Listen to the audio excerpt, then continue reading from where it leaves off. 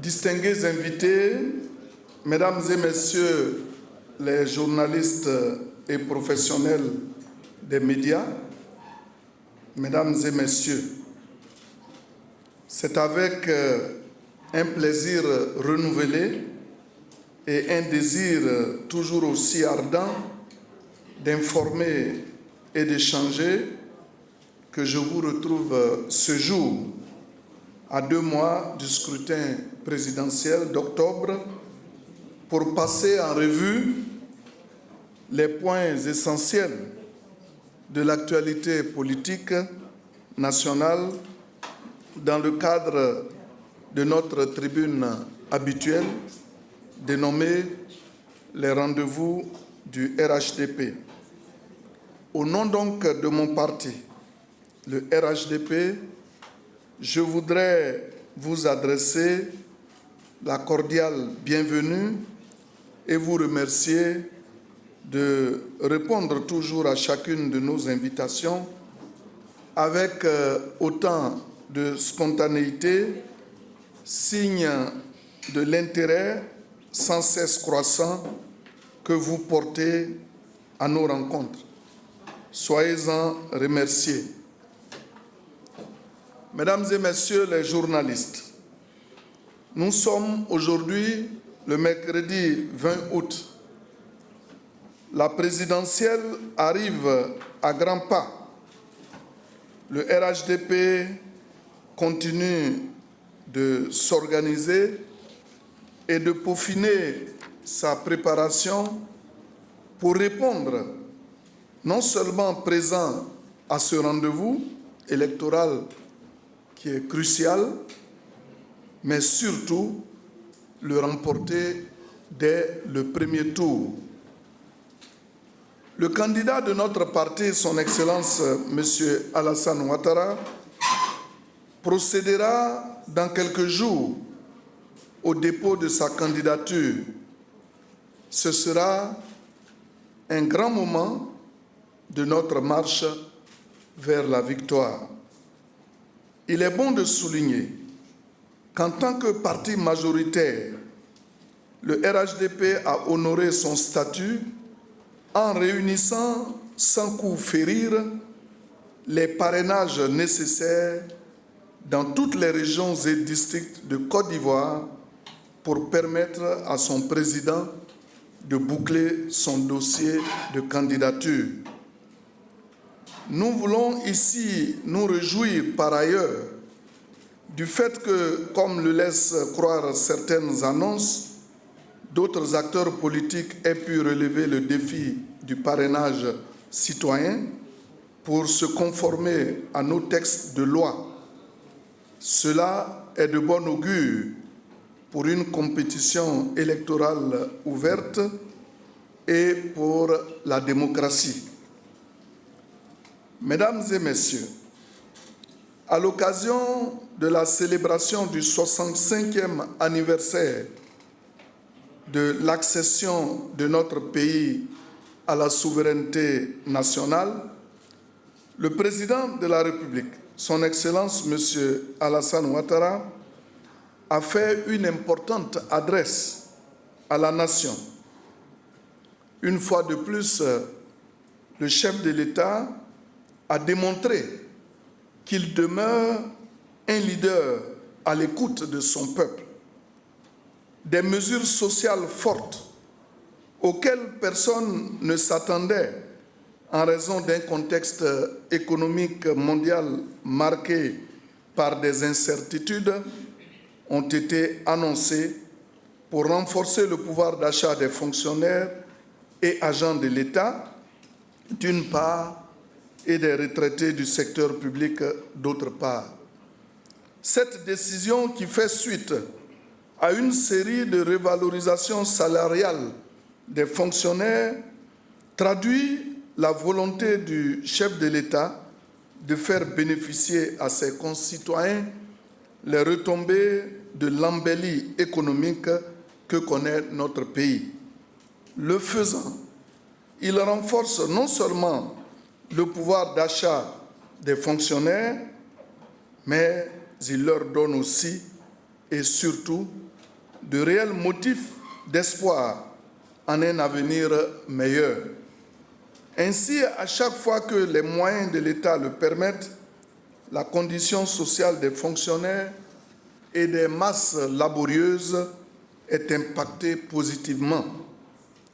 Avec le président Alassane Ouattara au pouvoir, les Ivoiriens ont de bonnes raisons de s'attendre à davantage de bonnes nouvelles au cours des années à venir.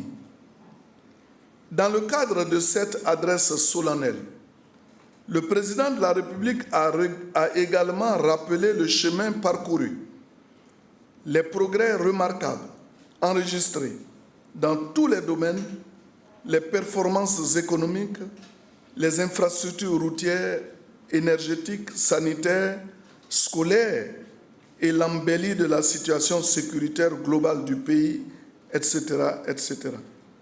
Autant d'avancées qui constituent la manifestation tangible d'une Côte d'Ivoire qui renaît et qui retrouve sa splendeur et son attractivité.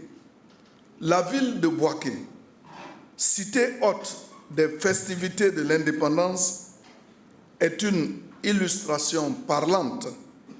Hier, épicentre d'un pays défiguré, déchiré et en ruine, Bouaké est devenue une ville totalement transfigurée, éclatante et rayonnante, une ville qui a retrouvé son dynamisme économique, ses couleurs et sa joie de vivre. Là encore, la magie du président Alassane Ouattara a opéré.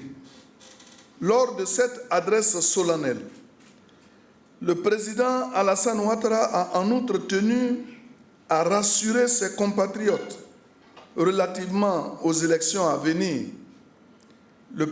La présidentielle du 25 octobre 2025, a-t-il insisté, sera, et je cite, apaisée, démocratique et sécurisée. Le droit de vote de chaque Ivoirien sera pleinement respecté dans un esprit de responsabilité et de maturité. J'en appelle donc à la responsabilité de tous les acteurs de la vie politique, sociale et civile. Fin de citation. Que dire alors du défilé militaire du 7 août? Il fut simplement magnifique, impressionnant et imposant. Il a rempli le cœur des Ivoiriens de fierté. Ce défilé a affiché le potentiel énorme de nos forces de défense et de sécurité. Il a aussi démontré que la Côte d'Ivoire est un pays respecté dans le concert des nations, car les armées des États-Unis, de la France et du Maroc ne défilent pas aux côtés de n'importe quelle armée du monde. Le prestige international de notre pays s'est encore affirmé. Qu'il me soit permis de saluer au passage la présence distinguée du président de la République du Gabon et de son épouse, ainsi que celle du Premier ministre de la Guinée. N'eût été le drame survenu au Ghana la veille, le président de cette République sœur aurait été également de la fête. Au total, ce fut une fête nationale qui a tenu toutes ses promesses et ravivé en chaque Ivoirien la flamme du patriotisme et du sentiment d'appartenir à un pays résolument en marche vers son destin.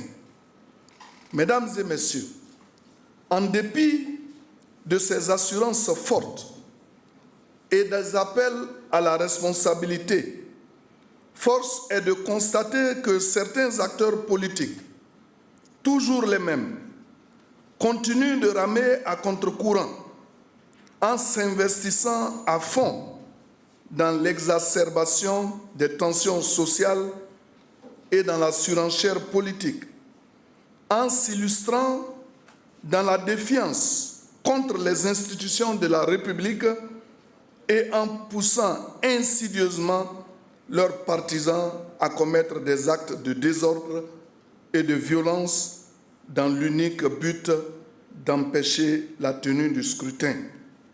Chers journalistes, la Côte d'Ivoire est un État de droit, un État démocratique. C'est à ce titre qu'il garantit à tous et à toutes, cet État, dis-je, à chacun, bien sûr, la liberté d'expression et le libre exercice de ses droits fondamentaux. C'est donc au nom de cette liberté que l'opposition est autorisée à organiser des rassemblements. C'est ainsi également qu'en l'espace d'une semaine, l'opposition coalisée au sein du Front commun PPACI-PDCI a pu tenir 2 manifestations à Yopougon, à savoir une marche le 9 août et un meeting samedi dernier. Les forces de l'ordre, que je voudrais saluer au passage, ont encadré de la plus belle manière ces 2 manifestations pour empêcher tout débordement. Ce que nous regrettons en revanche et que nous condamnons, c'est la rhétorique guerrière, la violence verbale, les propos xénophobes, la défiance aux institutions de la République, la menace de boycott actif et de déstabilisation qui ont fusé de ces rassemblements du couple PPACI-PDCI. Ouvertement et la main sur le cœur, ils ont juré d'empêcher la tenue du scrutin du 25 octobre si leurs candidats ne sont pas retenus. Et pire encore, d'empêcher ce qu'ils qualifient de 4e mandat du président Alassane Ouattara. Mesdames et messieurs les journalistes, nous prenons la parole ce jour pour dire que trop, c'est trop. Et qu'à un moment donné, il va falloir que cela s'arrête. Je répète, nous prenons la parole ce jour pour dire que trop, c'est trop. Et qu'à un moment donné, il va falloir que ça s'arrête. Nous tenons à rappeler au PDCI et au PPACI qu'autoriser la tenue d'une marche ou un meeting de l'opposition ne doit pas être perçu comme un acte de faiblesse, mais constitue plutôt un signe de bonne volonté d'un gouvernement qui a à cœur de faire prévaloir la démocratie et l'état de droit. Pour rappel, sous M. Laurent Gbagbo, il n'y a jamais eu de marche qui ne soit soldée par des pertes en vie humaine. Même lorsque de pauvres femmes ont voulu marcher pour protester contre la cherté de la vie, il y a eu des morts. Les discours haineux d'un chef d'État demandant à ses forces de l'ordre de réprimer, de vacciner les militants de l'opposition d'alors sont encore vivaces dans nos mémoires et sont disponibles sur les réseaux sociaux. Qui ne se souvient en effet de la sombre parenthèse des escadrons de la mort, du charnier de Yopougon, des assassinats, des enlèvements suivis d'exécutions sommaires de militaires, de journalistes comme Guy André Kiffer ou de Jean Hélène, ou simplement des membres de la société civile réputés proches de l'opposition d'alors, qui ne se souvient des hordes de jeunes à la solde du parti au pouvoir qui déchiraient les journaux dans les kiosques, vandalisaient des rédactions et agissaient impunément contre des magistrats en les agressant. La refondation avait transformé la Côte d'Ivoire en un vaste cimetière pour les libertés publiques. Aujourd'hui, les opposants sont heureux de marcher et de couvrir d'opprobre la République et ses institutions. Samedi dernier, nous avons tous vu et entendu des jeunes du PPAC scander, chanter et exalter l'hymne à la haine et à la xénophobie. Et après coup, nous avons vu leur chef de file venir essuyer des larmes de crocodile sur le mur de la honte, alors que ces enfants n'ont fait que réciter la leçon qu'il leur a apprise. Est-il acceptable, mesdames et messieurs, que l'État déploie des forces de l'ordre pour encadrer une marche et un meeting au cours desquels les institutions de la République sont bafouées, vilipendées et piétinées?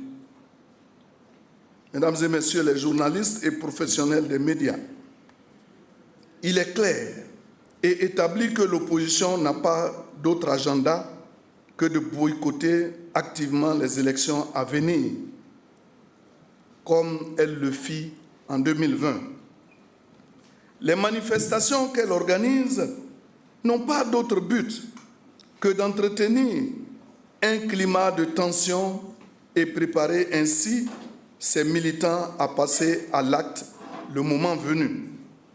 Ils ont fait le choix de s'inscrire dans la logique du pire, c'est-à-dire s'aimer le désordre. En tout état de cause, l'État de Côte d'Ivoire dispose d'institutions solides et il prendra ses responsabilités le cas échéant. Tous ceux qui sont impliqués dans la préparation de ce funeste projet de déstabilisation doivent comprendre que l'État ne faillira pas.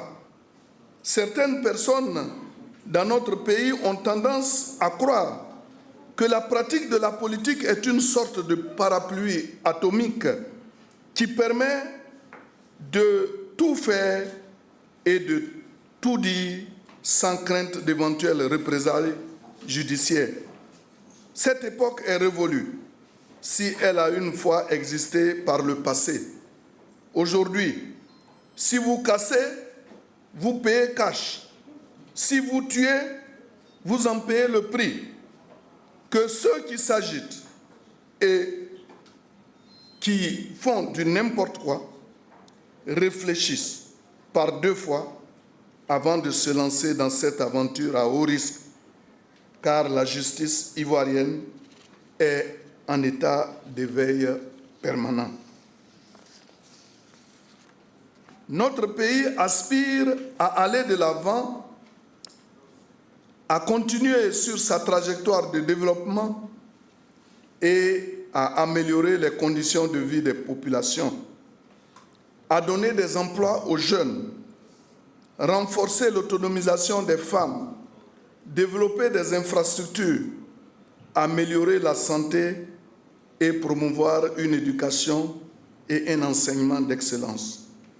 Le régime RHDP veut définitivement fermer la parenthèse de la violence, du désordre et des crises électorales. En tout état de cause, tous les débats ont eu lieu, notamment sur l'éligibilité des candidats.